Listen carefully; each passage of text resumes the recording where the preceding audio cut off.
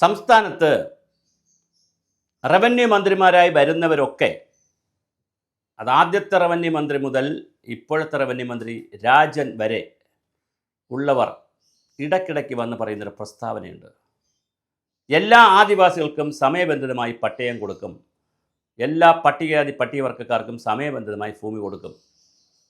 സ്വാതന്ത്ര്യം കിട്ടിയിട്ടും 47 സ്വാതന്ത്ര്യം കിട്ടിയിട്ട് 50 വർഷം 40 വർഷം 70 വർഷം 80 വർഷത്തിലേക്ക് നമ്മൾ നീങ്ങുന്നു. കേരളത്തിൽ 57 കേരള സംസ്ഥാനം രൂപീകരിച്ചതിന് ശേഷവും 57 ശേഷവും 67, 77, 87, 97, 2007, 2017, 60, 65 വർഷം 68 വർഷത്തോളം കേരളവും നീങ്ങുന്നു. ഇപ്പോഴും നമ്മൾ പറഞ്ഞുകൊണ്ടേയിരിക്കുകയാണ് ആദിവാസികൾക്ക് ഭൂമി കൊടുക്കുമെന്ന്. കേരളത്തിലെ പാലക്കാട്, വയനാട്, ഇടുക്കി ജില്ലകളിൽ പ്രധാനമായും മറ്റ് ജില്ലകളുടെ മലയോര പ്രദേശങ്ങളിലും പശ്ചിമഘട്ട മലയോര പ്രദേശങ്ങളിലും ആയിരക്കണക്കിന് ലക്ഷക്കണക്കിന് ആളുകളാണ് ഇപ്പോഴും അന്യാധീനപ്പെട്ട് കിടക്കുന്നത്, ഭൂമി കിട്ടാതെ. ആദിവാസികളെന്ന് പറഞ്ഞാൽ ആദ്യവാസികളെന്നാണ് അർത്ഥം. എന്ന് പറഞ്ഞാൽ ആദ്യമായി കാട്ടിൽ വസിച്ചിരുന്നവർ, പിന്നെയാണ് അവരിൽ നിന്നാണ് രൂപപ്പെട്ട ആളുകൾ നാട്ടിലേക്കൊക്കെ പോയി നഗരവാസിയും ഗ്രാമവാസിയൊക്കെ ആകുന്നത്. പിന്നെ തലമുറ മാറിയാണ് വരുന്നത്. അപ്പോൾ ആദ്യമായി ഭൂമിയിൽ വസിക്കുന്ന ആദിവാസികളെന്നുള്ളവരെ നമ്മൾ ആദ്യവാസികളെന്ന് വിളിക്കാതെ ആദിവാസികളെന്ന് വിളിച്ചു. അവിടെ ഇപ്പോൾ തുടങ്ങി നമ്മുടെ ഒരു ചെറിയ ട്വിസ്റ്റിൽ തുടങ്ങി നമ്മുടെ പണി. ആദിവാസികളെ നമ്മൾ എന്തോ കുറഞ്ഞവരാണ്, മോശക്കാരാണെന്നുള്ള രീതിയിൽ, അവർക്ക് ഈ ഭൂമിയിൽ അവകാശമില്ല എന്നുള്ള രീതിയിലാണ് നമ്മൾ കൈകാര്യം ചെയ്യുന്നത്. ഇപ്പോൾ അർഹതപ്പെട്ടവർ ഞാനിത് പറയുന്നൊരു പശ്ചാത്തലം, ചൂരൽമല മുണ്ടകൈ ദുരന്തം വന്നതിൻ്റെ 1ാം വാർഷികം പ്രമാണിച്ച് റവന്യൂ മന്ത്രി രാജൻ അവിടെ പോവുകയും ഒരു പ്രസ്താവന നടത്തുകയും ചെയ്തിട്ടുണ്ട്. ഡിസംബറോടുകൂടെ എല്ലാവർക്കും വീട് കൊടുക്കുമെന്ന്. അതിനനുബന്ധമായി രാജൻ പല പത്രങ്ങളിലും എഴുതുകയും അഭിമുഖം കൊടുക്കുകയും ചെയ്തിട്ടുണ്ട്. അതിൽ അദ്ദേഹം പറയുന്നു, കേരളത്തിലെ ആദിവാസികളുടെ ഭൂപ്രശ്നം പരിഹരിക്കും. എന്ന്, എപ്പോൾ, എങ്ങനെ, ആര്, എവിടെ എന്നൊരു ചോദ്യം വളരെ പ്രസക്തമായി കേരള സമൂഹത്തിലുണ്ട്.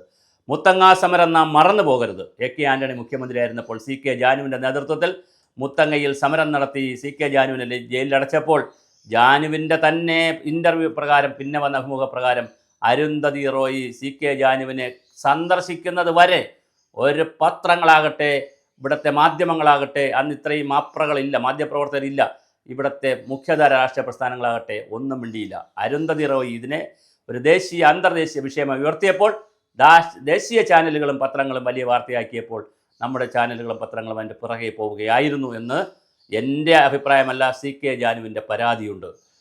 പിന്നെ അവർ പറഞ്ഞ അഭിമുഖമാണ്.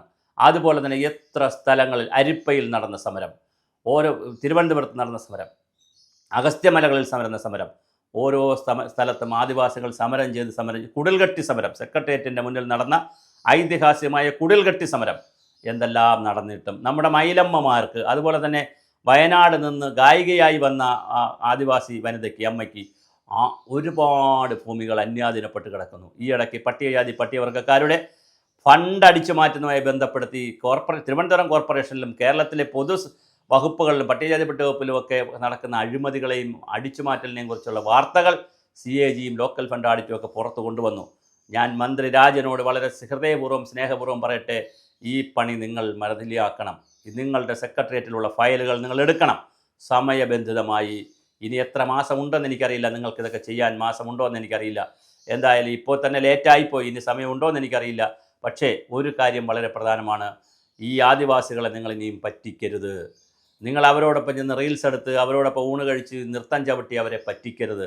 സ്വതന്ത്ര കേരളം ഉണ്ടായതിനു ശേഷം വയനാടിൽ എത്ര ഏക്കർ ഭൂമിയാണ് ആദിവാസികൾ കൊടുക്കേണ്ട ഭൂമി മർച്ചിസ്റ്റനും ടാറ്റയുടെയും എസ്റ്റേറ്റുകൾക്ക്, അതുപോലെ തന്നെ ഹാരിസൺ മലയാളത്തിലൊക്കെ ഇരിക്കുന്നത് എന്ന് നിങ്ങൾ തിരിച്ചറിയണം. സർക്കാരിന് തിരിച്ചെടുക്കാൻ പറ്റുന്ന ഭൂമിയാണെന്ന് രാജമാണിക്യം കമ്മിറ്റിയും തുടർന്ന് വന്നുള്ള ഡോക്ടർ ഗീത കമ്മിറ്റിയും അതുപോലെ എല്ലാ കമ്മിറ്റികളും എല്ലാ കളക്ടർമാരുടെ കമ്മിറ്റി, സർക്കാരിൻ്റെ റവന്യൂ സെക്രട്ടറിമാരുടെ കമ്മിറ്റി, നിവേദ പി ഹരൻ്റെ കമ്മിറ്റി റിപ്പോർട്ട്, റവന്യൂ സെക്രട്ടറിമാരുടെ റിപ്പോർട്ടുകൾ എല്ലാം സെക്രട്ടേറിയറ്റിൽ അടയിരിക്കുകയാണ് സഖാവേ. അതിൻ്റെ പുറത്ത് നിങ്ങൾ ഉൾപ്പെടെയുള്ള നിങ്ങളുടെ താഴെയുള്ള ഉദ്യോഗസ്ഥർ അടയിരിക്കുകയാണ്. അത് വിരിയില്ല. അത് വിരിയാത്ത കോഴിയുടെ അടയിരിപ്പാണ്. തീർച്ചയായിട്ടും അതവിടെ നിന്ന് എടുത്ത് ആദിവാസികൾക്ക് അർഹതപ്പെട്ട ഭൂമി എസ്റ്റേറ്റുകാരിൽ നിന്നാണെങ്കിൽ എസ്റ്റേറ്റുകാരിൽ നിന്ന് തിരിച്ചു വാങ്ങണം.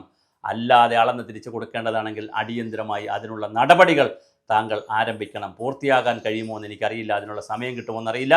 പക്ഷെ ആരംഭിച്ച് വയ്ക്കാനുള്ള സമയം കിട്ടും. അതുകൊണ്ട് തന്നെ ഒരു പ്രത്യേക കമ്മീഷനെ രൂപീകരിച്ചുകൊണ്ട് ആദിവാസി പട്ടികജാതി പട്ടികവർഗക്കാർക്ക് ഭൂമി കൊടുക്കാനുള്ള, ഭൂമി കണ്ടെത്തുന്നതിനുള്ള ഒരു കമ്മീഷൻ, പ്രത്യേകിച്ച് ഒരു ഓഫീസ്, ഒരു 7-24 പ്രവർത്തിക്കുന്ന ഒരു ഓഫീസ് റവന്യൂ വകുപ്പിൽ, ലാൻഡ് വകുപ്പിൽ തുടങ്ങിയാൽ അതൊരു മിഷനായി തുടങ്ങി എടുത്ത് സമയബന്ധിതമായ ഒരു കലണ്ടർ തയ്യാറാക്കി നിശ്ചിത വർഷം കൊണ്ട് അവർക്ക് ഭൂമി കൊടുക്കാൻ കഴിഞ്ഞാൽ ഈ വായ്ത്താരികൾക്കപ്പുറം കമ്മ്യൂണിസ്റ്റ് പാർട്ടികൾ അധികാരത്തിൽ വന്നിട്ടുള്ള ഈ നാട്ടിൽ 57 മുതൽ മാറി മാറി കമ്മ്യൂണിസ്റ്റ് പാർട്ടി അധികാരത്തിൽ വന്ന നാട്ടിൽ ആദിവാസികൾ ഉൾപ്പെടെ ഇങ്ങനെ പട്ടിണിയിലും പരിവട്ടത്തിലും കഴിയുമ്പോൾ വീണ്ടും അവരെ പോയി കളിയാക്കി അവരെ കൂടെ നിന്ന് റീൽസ് എടുത്ത് അവരെ പരിഹസിക്കരുത്. അണ്ണാൻ മരത്തിൻ്റെ മുകളിലോട്ട് കയറി പോകുമെന്ന് വിചാരിക്കുമ്പോൾ അല്പം കയറിയിട്ട് തിരിഞ്ഞു നോക്കി അണ്ണാനിരുന്ന് ചിരിക്കുമ്പോൾ നമ്മൾ വിചാരിക്കും ഇപ്പോൾ ഇറങ്ങി വരുമെന്ന്. പക്ഷേ അവിടെ ഇരുന്ന് ചിരിച്ച് കളിയാക്കിയിട്ട് മുകളിലോട്ട് കയറിപ്പോവും. വീണ്ടും അണ്ണാൻ ഇറങ്ങി വരും, ഇത് അണ്ണാനെ പിടിക്കാൻ നിൽക്കുന്നവർക്ക്. അപ്പോൾ വീണ്ടും കുറച്ച് മുകളിലോട്ട് കയറിയിട്ട് വീണ്ടും ഇളിച്ച് കാണിച്ചിട്ട് വീണ്ടും മുകളിലോട്ട് പോകും. ഒരു കാരണവശാലും താഴോട്ട് വരില്ല എന്ന് വിലക്കയറ്റം പോലെയാണ്. അതുപോലെ നിങ്ങളുടെ ഈ ബഹളങ്ങൾ കുറയ്ക്കുക. നിങ്ങൾ നിർബന്ധമായി കൊടുക്കാനുള്ള പണി പേപ്പറിൽ ആരംഭിക്കുക.